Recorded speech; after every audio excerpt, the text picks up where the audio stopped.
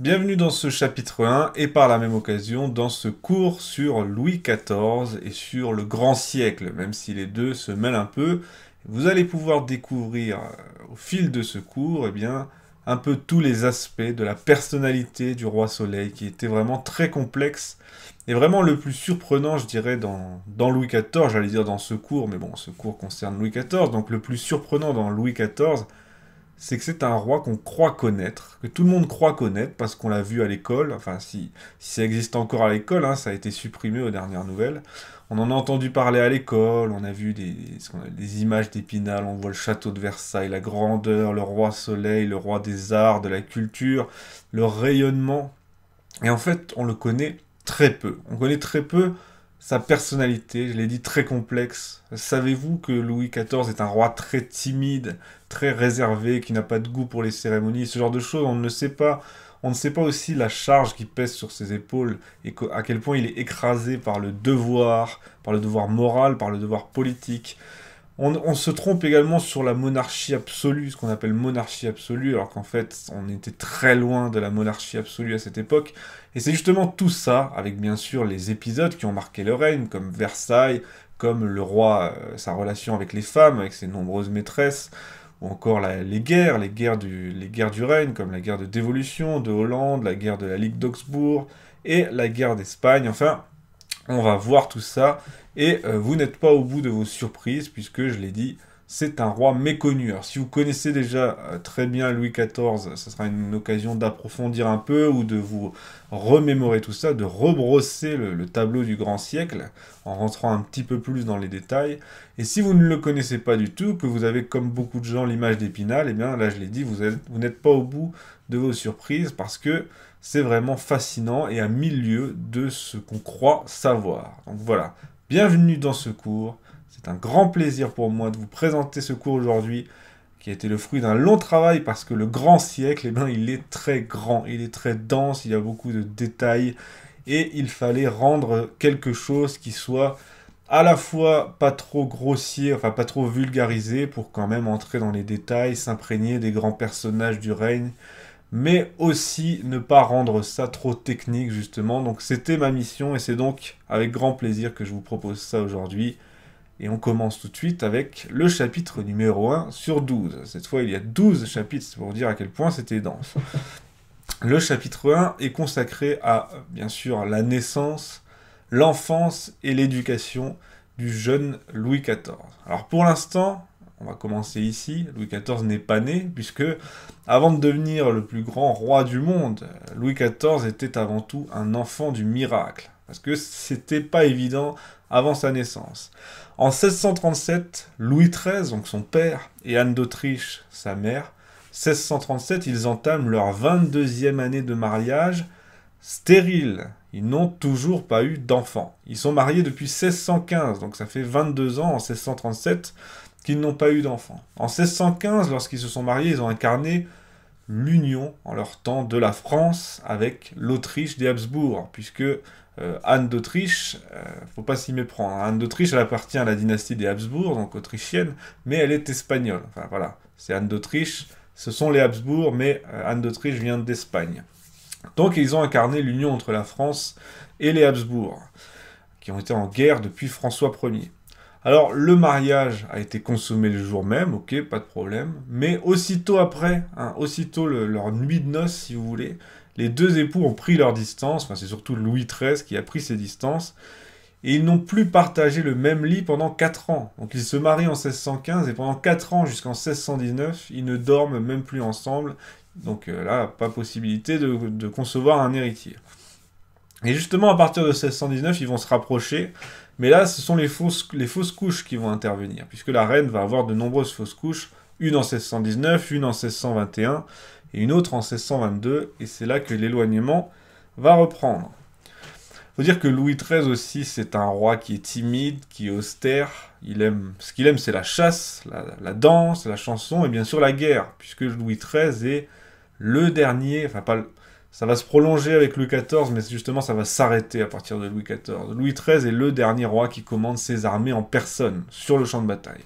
Avec Louis XIV, il va le faire au début, mais après on va voir émerger ce qu'on appelle la guerre de cabinet, sous l'initiative de Louvois. Ça, on verra ça plus tard. Et je me devais de l'évoquer puisque on parle souvent de l'homosexualité de Louis XIII, puisque évidemment c'est lié avec ses problèmes d'éloignement avec la reine. On aurait décelé chez lui un certain goût, même à son époque, pour la gente masculine, mais il semblerait qu'il n'ait jamais franchi le pas. Hein. C'est resté platonique, c'est resté dans l'intention. Mais voilà, je me devais d'évoquer cette question, sinon on allait me poser la question, puisque c'est totalement dans le sujet par rapport à l'éloignement entre lui et la reine. À partir de 1635, la France va s'engager pleinement dans la guerre de 30 ans. Pour l'instant, elle était un peu en observateur. Là, elle va s'engager pleinement en entrant en guerre contre l'Espagne des Habsbourg, donc l'Espagne de la reine Anne d'Autriche. Et Anne d'Autriche, justement, eh bien, de par ses origines espagnoles, elle va se retrouver isolée et suspecte aux yeux du Premier ministre Richelieu, puisque le principal ministre du roi, il est bien conscient que Sa Majesté n'a toujours pas de descendance, mais pour autant la reine est d'origine espagnole, on est en guerre contre l'Espagne, donc c'est assez compliqué. Mais comme l'intérêt du royaume prime et que le roi n'a pas de descendance, et qu'en plus en cas de malheur, eh bien, le pouvoir va revenir au frère de Louis XIII, qui est Gaston, et Gaston n'aime pas Richelieu, donc Richelieu, en bon pragmatique, se retrouve contraint d'engager une tentative de rapprochement entre le roi et la reine. Et donc le 5 décembre 1637, je l'ai dit, on a commencé en 1637, 22 années de mariage stérile, le 5 décembre 1637, Louis XIII va passer la nuit dans la chambre de la reine au Louvre. Et c'est cette nuit-là, très probablement, il y a un petit doute, mais c'est probablement cette nuit-là, de toute façon c'est pas important, que va être conçu le futur Louis XIV. Alors, inutile de vous décrire la joie des deux époux dès les premiers signes de grossesse sûre, parce qu'il y avait encore des risques de fausses couches ou des enfants qui naissent mort-nés. Mais bon, inutile de vous décrire la joie des époux lorsque la grossesse est confirmée. D'ailleurs, en guise de remerciement, Louis XIII va consacrer la France à la Vierge Marie le 10 février 1638, pour le remercier pour l'héritier à venir et pour ses victoires contre l'Espagne. Pendant ce temps, la reine, qui est enceinte, va s'installer pour ses couches au château vieux de Saint-Germain-en-Laye. Jacqueline Pascal, qui est la sœur du philosophe Pascal, va écrire « Cet invincible enfant d'un invincible père déjà nous fait tout espérer, et quoi qu'il soit encore au ventre de sa mère, il se fait craindre et désirer. Il sera plus vaillant que le dieu de la guerre, puisqu'avant que son œil ait vu le firmament, s'il remue un peu seulement, c'est à nos ennemis un tremblement de terre. » Voilà ce qu'écrit Jacqueline Pascal, et voilà donc les premiers vers à la gloire du futur Louis XIV, et croyez-moi, il y en aura beaucoup d'autres. Enfin, vous le savez. Le 5 septembre 1638, Anne d'Autriche accouche d'un fils. Voilà, donc Louis XIV est né ce jour de 5 septembre 1638. Louis XIII, évidemment, en tombe à genoux. C'est un fils, à l'époque, on ne savait pas si c'était un garçon ou une fille, donc il y avait encore la crainte que ce soit une fille, parce qu'il fallait un héritier au roi. Là, on se rend compte que c'est un fils, donc Louis XIII, évidemment, tombe à genoux, et des réjouissances sont organisées dans tout le royaume. Et s'adressant au roi, Richelieu va s'exclamer « Je crois que Dieu, vous l'ayant donné, il l'a donné au monde pour de grandes choses. » Voilà, encore un côté visionnaire de Richelieu. Donc le petit dauphin va passer ses premières années dans ce même château de Saint-Germain-en-Laye, là où sa mère a fait ses couches. Les sources au sujet de cette petite enfance, de cette jeunesse, sont pas les plus abondantes. Après, il y a beaucoup de sources pour le règne de Louis XIV, mais pour sa jeunesse, on a peu de sources. Mais en revanche, on a certains petits détails amusants. Par exemple, on sait que le roi, enfin le dauphin, Louis XIV, le petit Louis XIV, a dû changer 3 fois de nourrice, parce qu'à l'époque, ce sont les nourrices qui s'occupaient des enfants, c'est pas la reine qui s'occupait toute la journée de son enfant. Il a dû changer 3 fois de nourrice parce que lors de la tétée, lors de l'allaitement, il leur arrachait les seins à force de mordre. Alors c'est déjà cet appétit qu'on pouvait constater. Bien parti sur sa lancée, Anne d'Autriche va accoucher 2 ans plus tard, le 21 septembre 1640, d'un second fils, Philippe, qu'on appellera Monsieur. À l'époque, on avait des petits titres comme ça de cours, Monsieur, Monseigneur, on va en parler plus tard. Donc Philippe dit Monsieur. Quand on va parler de Monsieur dans ce cours, on parlera de Philippe, c'est-à-dire le frère de Louis XIV. Philippe, né donc le 21 septembre 1640, il sera duc d'Anjou, puis duc d'Orléans 20 ans plus tard. Et de lui, justement, va venir la fameuse branche des Orléans. Si vous êtes au courant, vous savez, il y a des querelles chez les royalistes entre les Orléans, les Bourbons d'Espagne et tout ça. Eh bien, c'est de Louis XIV que part... tout ça part de Louis XIV, pardonnez-moi, puisque Monsieur, c'est son frère, ce sera la branche Orléans, puisqu'il sera duc d'Orléans. Louis XIV va ensuite avoir une descendance directe, Louis XV, mais aussi une descendance espagnole, puisqu'il va placer l'un de ses petits-fils sur le trône d'Espagne, donc il y aura les Bourbons d'Espagne, les Bourbons de France, les Orléans, c'est de là que tout part. Donc quand vous entendez parler de la branche des Orléans, d'ailleurs les Orléans vont voter, enfin Philippe Égalité, qui est un descendant de Monsieur, va voter la mort de Louis XVI à la Révolution. Ben voilà, la branche des Orléans vient du frère de Louis XIV, Monsieur. Bon, j'en ai dit un peu trop, mais c'est pour vous situer la chose. Et je rajoute aussi que Louis-Philippe descend des Orléans. Quand Louis-Philippe remplace Charles X, et qu'il se proclame roi des Français, plus roi de France, ce sont les Orléans qui s'installent sur le trône, et donc les descendants du frère de Louis XIV, les descendants de Monsieur. C'est toujours intéressant, d'autant que ce sera le seul frère du roi Soleil. Comme ça, c'est pas compliqué. Vous savez qu'il y a Louis XIV et il y a son frère Philippe, Philippe d'Orléans. Voilà, dit Monsieur. Le 4 décembre 442, le cardinal de Richelieu s'éteint. Et quelques mois plus tard, on comprend que Louis XIII est sur le point de suivre le même chemin. Le 20 avril 1643, Louis XIII va rendre publique une déclaration qui porte sur l'organisation de la régence à venir après sa mort. Anne d'Autriche est désignée régente, évidemment. Son frère, Gaston, va être désigné lieutenant général du royaume. Et un conseil va être mis en place, constitué par d'anciens fidèles de Richelieu, qui vient de mourir, dont l'un d'eux, qui est le cardinal Mazarin, un brillant diplomate passé du service du pape à celui de la France, dont on va entendre parler dans ce cours. Le lendemain de ce testament, 21 avril 1643, le dauphin, Louis XIV, est baptisé dans la chapelle du Château-Vieux et reçoit le prénom de Louis Dieudonné. Dieudonné, c'est un don de Dieu, c'est par rapport au miracle de sa naissance après 22 ans de mariage stérile.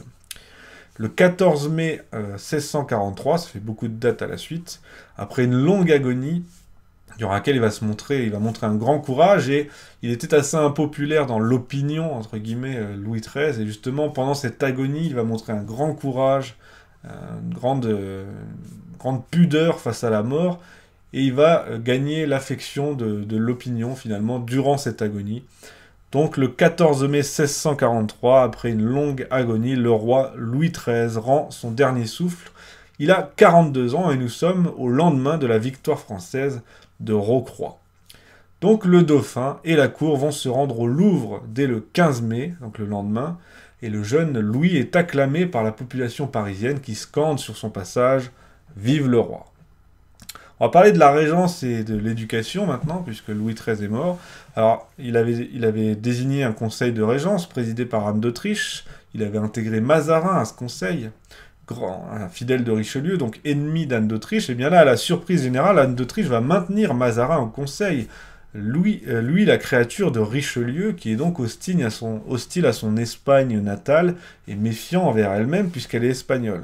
Parce qu'il faut dire que depuis qu'elle est mère du dauphin et mère du roi, eh bien, il semble que la régente ait adopté la France, dont les intérêts se mêlent à ceux de son fils.